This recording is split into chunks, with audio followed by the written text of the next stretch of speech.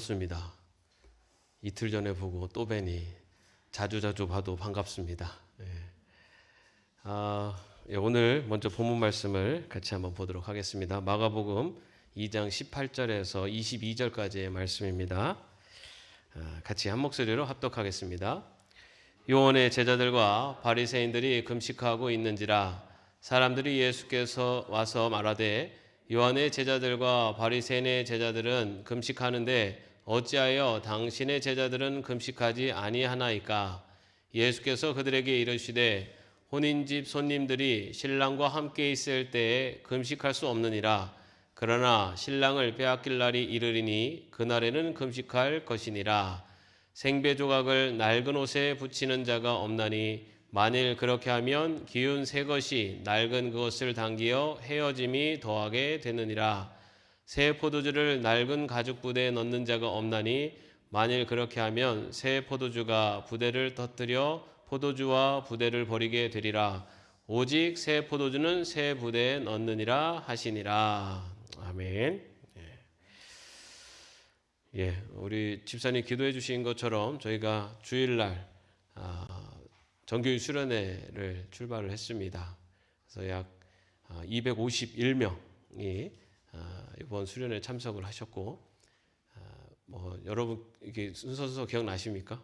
도착해서 개회배 들으시고 식사하시고 그 다음에 공동체 훈련 때 볼 걸 못 볼 걸 다 보여주시고 그때 굉장히 그동안 몰랐던 분들을 많이 발견하게 된 것 같습니다.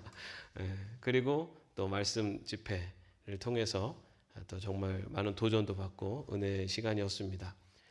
그리고 또 그 중간중간 여러 손길들이 많은 준비를 해주셔가지고 아주 풍성하게 은혜로운 시간을 보냈습니다. 그리고 다음날 또 아침에 굿모닝 예담, 어느 DJ가 그죠?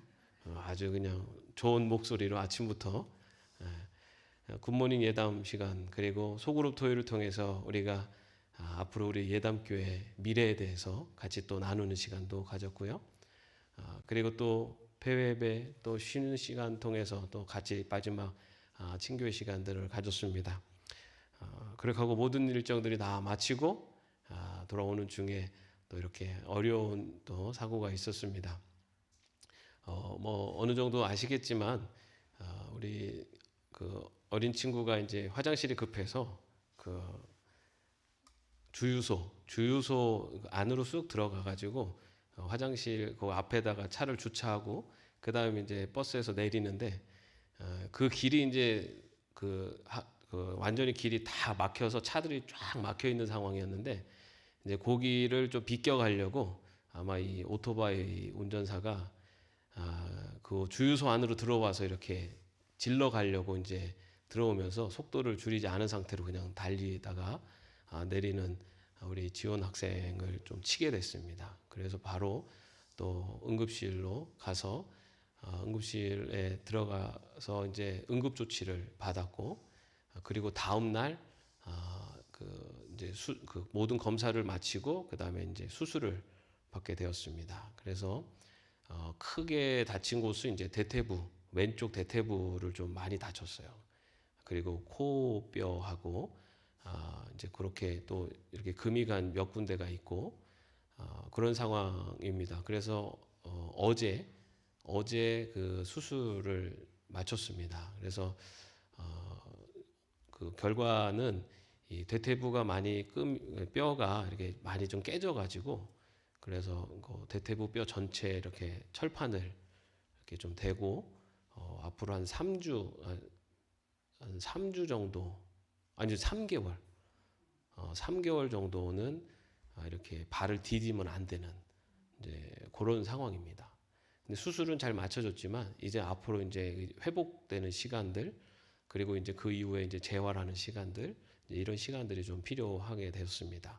그리고 이제 코 골절된 것도 수술을 잘 맞췄는데 코 안쪽에 좀 내상이 좀 있어서 이제 거기도 잘 봉합을 했고, 코 골절된 것도 잘 그 수술이 맞춰졌고요. 그리고 이제 이가 좀 4개가 이렇게 부딪히면서 빠졌는데 그 중에 3개는 살렸습니다. 그래서 3개는 살려가지고 했는데 한 개는 아마 이렇게 좀 충격되게 이렇게 삼키지 않았나. 그래서 한 개는 찾지를 못해가지고 이제 그런 상황입니다. 그래서 지금 병원에 저기 우리 아버지 김주명 집사님하고 지금 병원에 계십니다. 그래서 사실 참 우리 어린 아들이 이렇게 다쳐가지고 참 마음이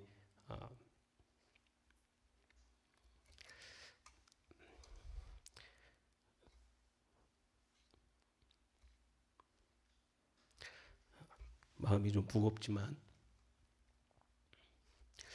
그래도 또 하나님께서 모든 수술 과정을 참 이렇게 잘 마칠 수 있도록, 그리고 응급 조치를 빨리빨리 취할 수가 있어서 그래도 큰 위험 없이 수술을 마칠 수가 있었습니다. 지금 정말 많은 분들이 기도해 주셔서 그래도 우리 지온이도 잘 이겨내고 있습니다. 잘 이겨내고 있고, 그리고 우리 김주묵 집사님도 그렇고 우리 최민진 집사님도 그렇고 지금 많은 분들이 기도해 주시고 응원해 주셔서 잘 이겨내고 있습니다. 어쩌면은 우리가 하나됨이라는 자리가 기쁘고 즐거움 안에서의 하나됨도 있지만, 또 이렇게 함께 우리의 가족을 위해서, 아픔을 당하는 가족을 위해서 기도하고 함께 한 마음으로 그들을 생각하면서 나아가는 것, 이것도 또 하나님께서 우리에게 주시는 또 하나의 또 깨달음이 아닐까라는 생각을 해봅니다. 그래서 앞으로 그런 생각을 해봅니다. 이제 지온이는 김주혁 집사님의 아들로, 그 가정의 아들로서가 아니라 우리 예다 모두의 아들로 우리가 완전히 회복될 때까지 돌보고 함께하면서 같이 가야겠다라는 생각을 해봅니다. 그래서 아마도 많은 분들이 그렇게 마음과 관심을 가지고 있으리라고 믿습니다. 그래서 그뿐만 아니라 또 우리 예담에 또 많은 어려움, 또 수술하시는 분들, 또 병원에 있는 분들도 많이 계십니다. 그래서 그럼 한 분 한 분들, 우리의 가족, 내 자녀들, 아니면 내 부모라는 생각으로 그분들에게도 더 많은 관심과 사랑으로 우리가 나아가야겠다라는 생각을 해봅니다. 앞으로 계속해서 또 기도해 주시고 또 응원해 주시고 또 함께 이 시간들을 잘 이겨냈으면 좋겠습니다. 자, 오늘 말씀은 금식에 대한 논쟁입니다. 금식 논쟁이라고 그렇게 얘기를 하는데요. 여러분 금식 해보셨습니까? 자, 금식, 하루 금식 해봤다. 하루 3일 금식 해봤다. 예, 다음 7일 금식, 7일. 예, 40일. 네. 예. 뭐 금식을 며칠 했느냐 보다 중요한 것은 내가 어떤 마음으로 금식을 했느냐. 좀 이렇게 금식한다고 그랬을 때 정말 이렇게 그 금식에 대한 간절함이 있어서 금식하는 분도 계시고, 또 금식을 하면서 좀 금식을 하면서 좀 다이어트도 좀 하고 이제 이런 식으로 해서 이제 금식이 아니라 이제 굶식을 하시는 분들도 계시고 하는데요. 여러분 그 금식을 하거나 아니면 좀 밥을 굶으면은 어떤 현상이 나타납니까? 음식 냄새에 굉장히 이제 민감해지고, 그리고 이렇게 길을 걸어가면 뭐가 잘 보입니까? 평소에 안 보였던 식당들과 먹거리들이 잘 보이고, 그런 일들이 있는데, 그런데 우리가 이제 보통 금식을 할 때 이제 뭐랄까요? 금식하면은 밥을 굶는다라는 이제 그게 어떻게 보면 포인트로 되어 있는데, 실제로는 거기에 포인트가 있는 게 아니라 금식을 하는 그 시간 어떻게 보면 이제 우리가 밥 먹고 내가 내 만족을 추구하는 그 시간을 하나님께 집중하는 데 더 포인트가 있습니다. 그런데 우리는 밥을 굶는다에 포인트를 이렇게 두면서 그게 금식한다라고 생각을 하는데, 내가 금식하면서 그 시간에 배고프다고 재밌는 TV 보고 인터넷 보고 막 하면서 그 배고픈 걸 잊고, 이거는 금식이 아니에요. 금식의 진짜 모습은 그 시간에 내가 배고픔 아니면 그런 것들, 그 시간에 내가 하나님 앞에 더 집중하는 겁니다. 그래서 오히려 더 하는 말씀을 읽거나 기도하는 시간을 더 확보하면서 나아가는 것이 이제 진정한 금식이라고 말할 수가 있습니다. 자, 그런데 오늘 또 예수님께 이 요한의 제자들과 바리새인들이 나타나서 이 금식에 대해서 예수님께 어떻게 보면 논쟁을 거는 장면이 오늘 말씀에 시작되고 있는데요. 자, 금식이 무엇인가라는 것, 그리고 예수님께서 말씀하시는 이 오늘 비유의 말씀을 통해서 이 비유를 통해서 전하고자 하시는 예수님의 의미가 무엇인지를 같이 살펴보도록 하겠습니다. 먼저 우리 18절 말씀을 한번 같이 읽어보겠습니다. 요한의 제자들과 바리새인들이 금식하고 있는지라 사람들이 예수께 와서 말하되 요한의 제자들과 바리새인의 제자들은 금식하는데 어찌하여 당신의 제자들은 금식하지 아니하나이까? 예. 여러분이 성경에 보면 금식이 나옵니다. 그죠? 예, 금식이 나오는데 이 금식에 관한 규정이 사실은 이제 구약에서도 약간씩 이제 변화가 있고요. 신약에 와서 좀 변화가 있습니다. 먼저 이스라엘 역사 초기에는요. 이스라엘 백성들은 언제 금식을 했냐면은 속죄일만 금식을 했습니다. 속죄일을 그 욤키프르라고 하는 날로 부르는데요. 이때는 이 죄를 속하는, 그래서 몸과 영혼에 고통을 가하면서 회개하면서 죄를 씻는 그런 속죄일에는 금식을 하도록 그렇게 규정이 되어 있었습니다. 그래서 실제로 구약 시대에는 속죄일에만 금식을 해도 됐어요.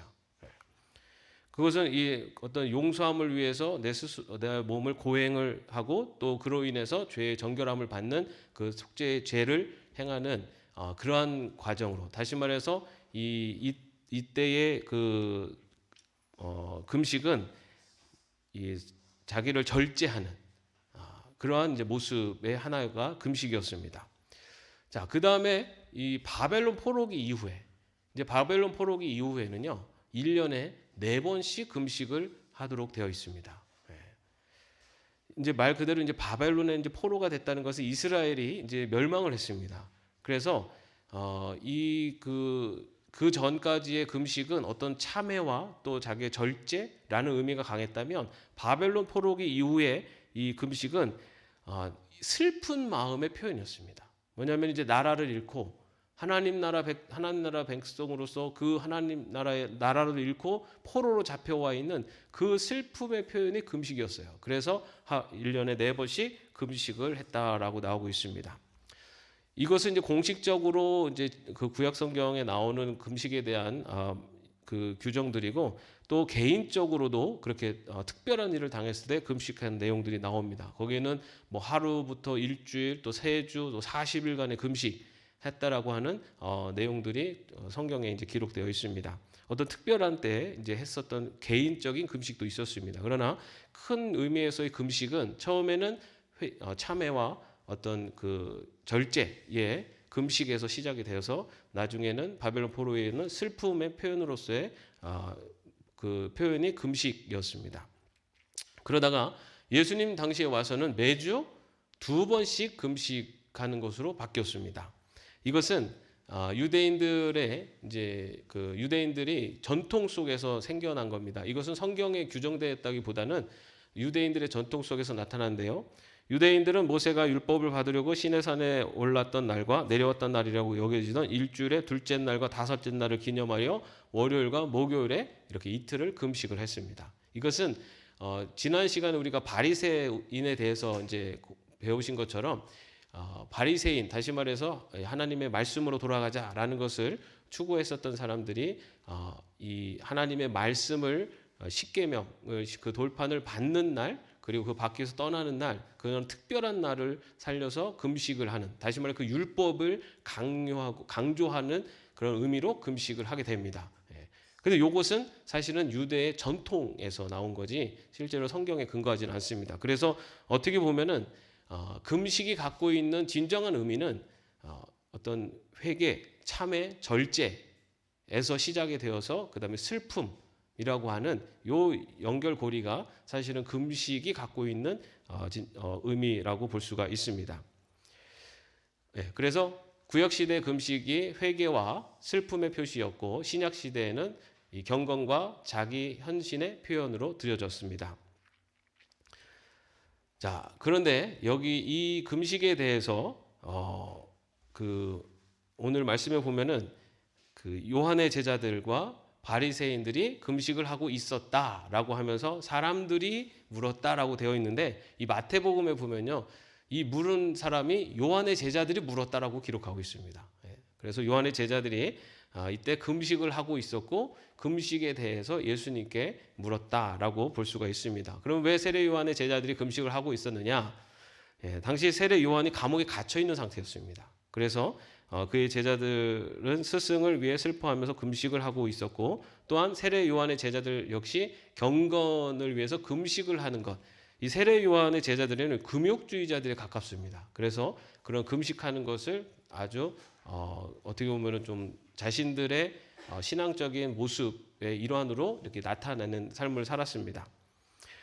자, 그렇게 금식의 근본적인 의미들이 신약에 와서는 바리새인들을 통해서는 경건의 어떤 모양으로, 또 요한의 제자들 역시도 그것이 하나의 경건의 모양으로 이렇게 나타나는 것을 볼 수가 있습니다. 자, 그런데 그 질문에 대해서 예수님께서 세 가지의 비유를 말씀하세요.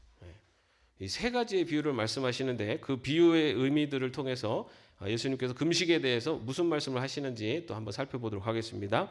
19절 20절 말씀을 한번 같이 읽겠습니다. 예수께서 그들에게 이르시되 혼인집 손님들이 신랑과 함께 있을 때 금식할 수 없느니라. 그러나 신랑을 빼앗길 날이 이르리니 그날에는 금식할 것이니라. 예수님 당시에 그 이스라엘에서의 혼인은요, 가장 기쁜 일 중에 하나였기 때문에 축하연이 한 주 동안 계속되었습니다. 이 혼인식은 기쁨의 자리였기 때문에 당시에는 율법에서 말하고 있는 금식까지도 그 열애가 될 수 있는 그것을까지도 면제를 받을 수 있는 때가 이 혼인식입니다. 그만큼 혼인 잔치는 굉장히 기쁨의 자리인데요. 예수님께서는 지금 신랑과 함께 있을 때, 그래서 여기서 신랑이라는 것은 예수님께서 바로 자신을 말씀하시죠. 예수 그리스도와 함께 있을 동안에는 절제하고, 아까 처음에 말씀드린 금식이 갖고 있는 절제와 슬픔, 그런 절제와 슬픔의 시기가 아니고 잔치자리, 다시 말로 기뻐하고 즐거워한 때이다라고 말씀을 하신 것입니다. 이것은 지금 왜 예수님과 함께 있을 때 그 함께 있는 자리는 잔치의 자리다. 다시 말해서 슬프고 눈물을 흘려야 되는 자리가 아니라 기쁘고 즐거운 자리가 되어야 된다. 그렇기 때문에 이 말씀은 무슨 말입니까? 왜 제자들이 금식하지 않습니까? 라는 것에 대해서, 그 질문에 대해서 지금 나와 함께하고 있는 이 자리는 슬퍼하고 금식할 때가 아니다. 슬퍼하고 절제할 때가 아니라 기쁘고 즐거울 때다라고 말씀을 하시는 겁니다. 이것은 금식이 뭐 잘못됐다라는 의미가 아니라 지금은 금식할 때가 아니다라는 겁니다. 지금은 신랑이 나와 함께 있는데 이 잔치 자리에서 왜 슬퍼하느냐? 그게 아니라 나와 함께 있을 때는 기뻐하고 즐거워하라 라고 이야기를 하고 있습니다. 그러면서 예수님께서는 그 신랑을 뺏길 날이 올 것인데 그때는 금식할 것이다. 다시 말해서 신랑이 이제는 예수님께서는 이제 십자가에 못 박혀 죽으심에 대한 그런 예고의 말씀이었죠. 그래서 그때가 올 때인데 그때는 슬퍼하며 그때는 슬퍼할 때가 바로 그때이다라고 말씀하고 있습니다. 그것은 예수님은 자신의 순환이 있을 것이라는 사실을 말씀하시고요. 그리고 그때가 이르기 전, 다시 말해 예수님과 함께하고 이때는 즐거워해야 할 때지 슬퍼하면서 눈물을 흘릴 때가 아니다라는 것을 말씀해 주신 것입니다. 이것을 혼인잔치의 비유로 이렇게 말씀을 해주셨어요. 지금은 금식할 때가 아니다. 왜? 신랑과 함께 있으니까.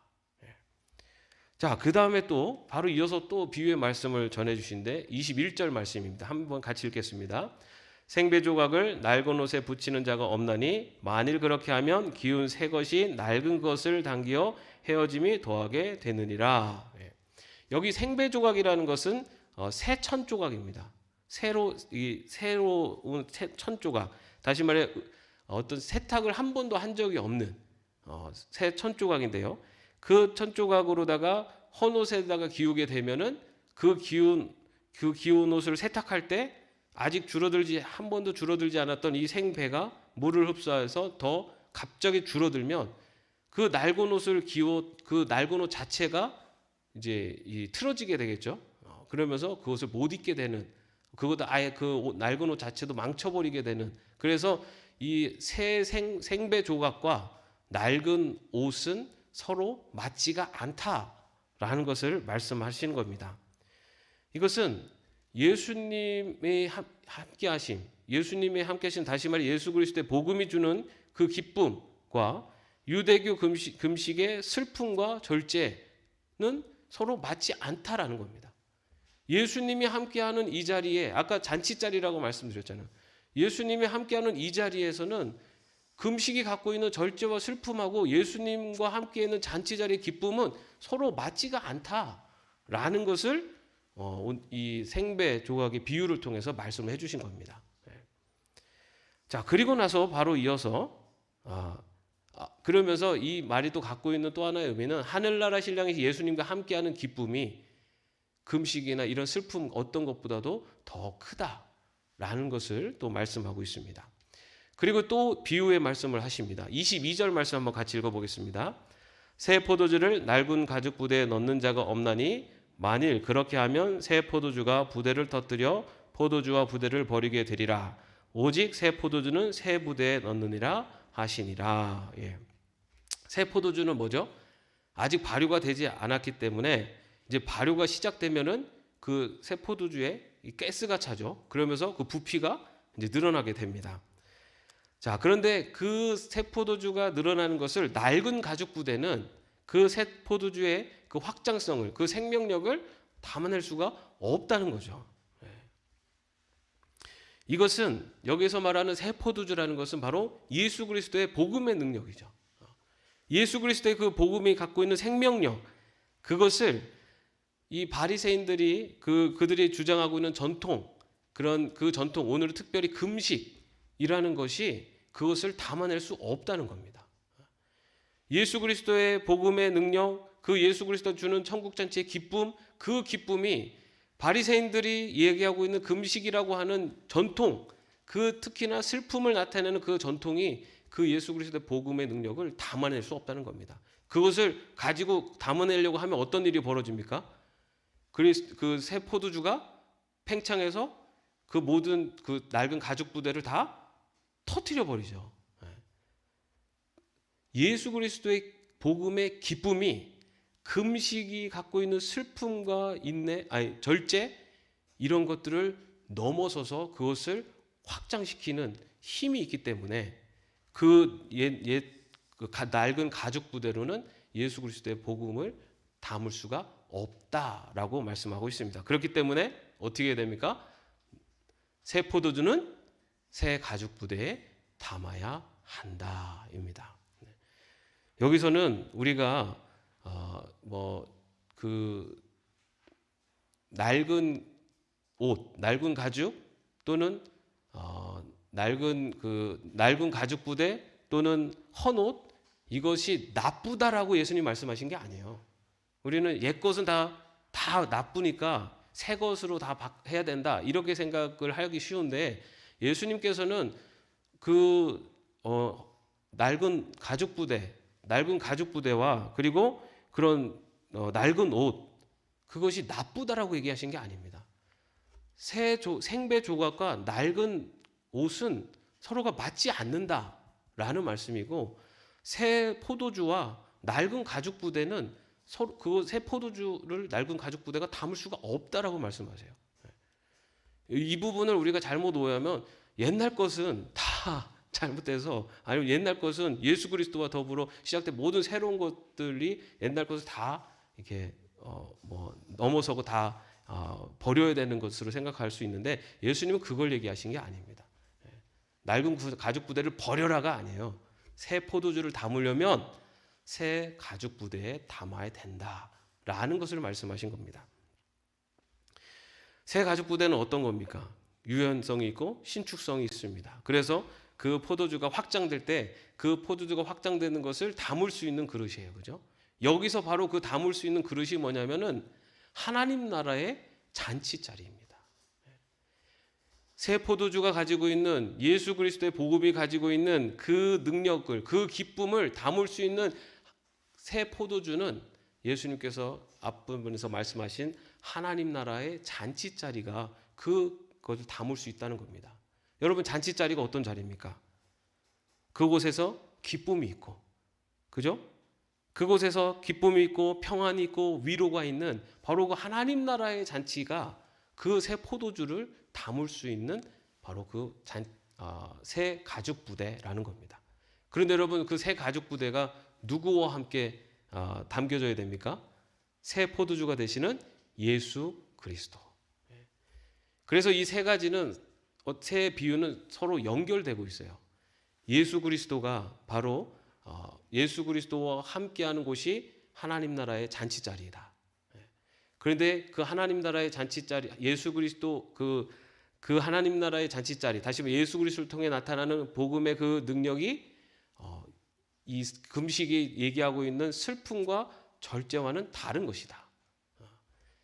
그런데 그 능력을 담아낼 수 있는 새 가죽 부대, 낡은 가죽 부대는 그것을 담아낼 수 없고 새 가죽 부대가 담아낼 수 있는데 그 새 가죽 부대가 바로 하나님 나라의 잔치자리다. 이 얘기는 또 무엇을 얘기하냐면요, 예수님과 함께하는 곳이 바로 하나님 나라의 잔치자리.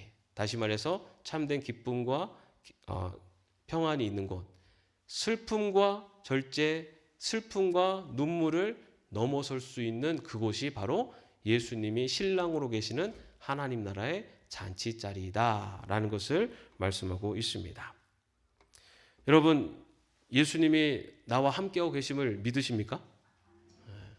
그럼 여러분의 삶의 자리에는 어떤 그 자리가 맞을까요?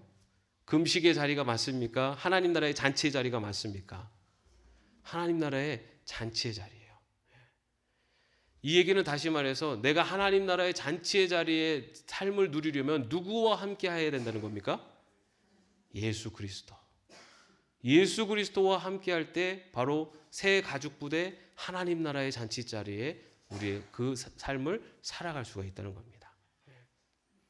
우리의 눈물을, 우리의 슬픔을 이겨낼 수 있는 힘은 내가 이겨내야지가 아니라 누구와 함께 할 때, 예수 그리스도와 함께 할 때, 주님과 함께 할 때 우리 삶의 슬픔도 눈물도 이겨낼 수 있는 새 가죽 부대, 기쁨과 위로가 있고 소망이 있고 생명력이 있는 새 가죽 부대 하나님 나라의 삶을 누릴 수 있다는 겁니다. 여러분, 이 땅을 살아가면서 바로 그런 하나님 나라의 잔치자리에 그 기쁨과 생명과 위로의 삶을 살기를 바랍니다. 누구와 함께 하면 됩니까? 예수 그리스도. 예수 그리스도와 함께 할 때 바로 우리가 그런 삶을 살 수 있습니다. 나의 삶에 혹시 그런 기쁨이 아니면 그런 평안이 없다면 우리는 더 예수님께 더 나아가야 됩니다.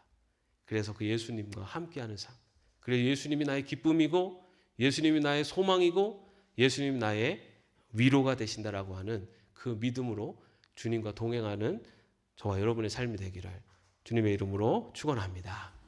기도하겠습니다. 주님이 나의 삶의 기쁨이고 주님이 나의 삶의 생명이시고 주님이 나의 삶의 평화이고 주님이 나의 참된 위로자가 되십니다. 주님과 함께하는 삶이 하나님 나라임을 이 시간에 함께 나눕니다. 주님과 함께하는 삶을 통해 하나님 나라의 새 가죽 부대에 담겨지는 삶을 살아가는 저희들 될 수 있도록 인도하여 주시옵소서. 예수님의 이름으로 기도합니다. 아멘. 우리 함께 예수님과 함께할 때 우리가 누릴 수 있는 참된 하나님 나라의 잔치 자리에 기쁨을 함께 찬양하겠습니다.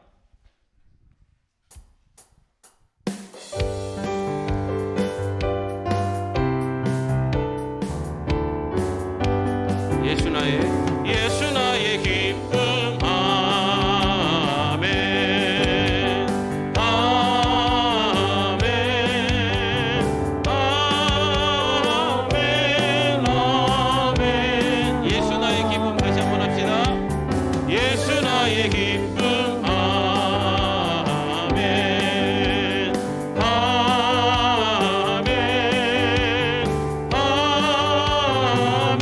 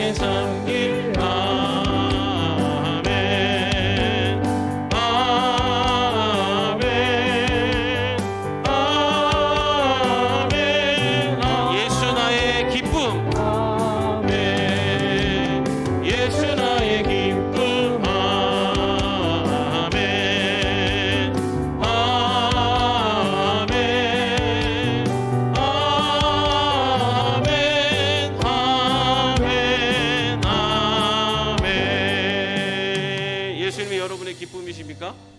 아멘. 예수님이 여러분의 사랑이십니까? 아멘. 예. 여러분, 예수님과 함께 그 기쁨과 사랑과 평화를 누리며 사시기를 다시 한번 축원합니다. 기도하겠습니다. 예수 나의 기쁨, 예수 나의 사랑, 예수님과 함께 하나님 나라의 잔치에 그 기쁨과 평안을 누리며 살아갈 수 있는 저희들 되게 하여 주시옵소서. 우리의 슬픔과 눈물이 나는 삶이 아니라 예수 그리스도와 더불어 기쁨과 평안을 누릴 수 있는 하나님 나라의 백성으로 살아갈 수 있도록 주님 함께하여 주시옵소서. 주 예수 그리스도의 은혜와 하나님의 사랑하심과 성령님의 동행하심과 인도하심이 예수님과 동행하는 자에게 주시는 기쁨과 평안의 삶을, 하나님 나라의 잔치의 삶을 살기로 마음속에 기대하며 바라며 나아가는 죄종들 머리 위에 이제부터 영원까지 함께 없시기를 간절히 축원하옵나이다. 아멘.